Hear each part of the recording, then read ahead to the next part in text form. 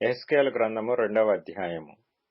నరపుత్రుడా, నీవు చక్కగా నిలువబడుము, నేను నీతో మాటలాడవలెను అని ఆయన నాతో మాటలాడినప్పుడు ఆత్మ నాలోనికి వచ్చి నన్ను నిలువబెట్టెను.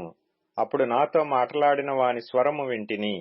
ఆయన నాతో ఇట్లనెను, నరపుత్రుడా, నా మీద తిరుగుబాటు చేసిన జనుల యొద్దకు, ఇశ్రాయేలీల యొద్దకు నిన్ను పంపుచున్నాను. వారును వారి పితరులను నేటి వరకును నా మీద తిరుగుబాటు చేసిన వారు సిగ్గుమాలిన వారును కఠిన హృదయులునై ఉన్నారు. వారి యొద్దకు నేను నిన్ను పంపుచున్నాను.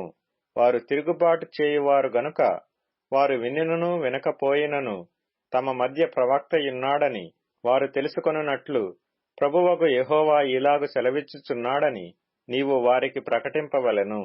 నరపుత్రుడా, నీవు బ్రహ్మదండి చెట్లలోనూ ముండ్ల తుప్పలలోనూ తిరుగుచున్నావు, తేళ్ల మధ్య నివసించుచున్నావు. అయినను ఆ జనులకు భయపడకుము, వారి మాటలకును భయపడకుము.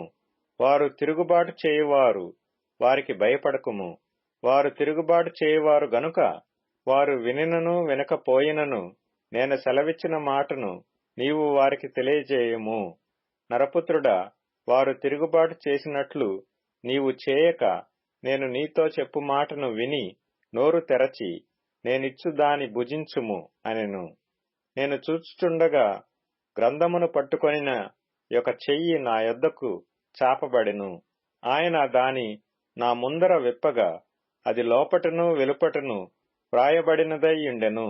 మహావిలాపమును మనోదుఃఖమును రోదనమును అని అందులో వ్రాయబడి యుండెను.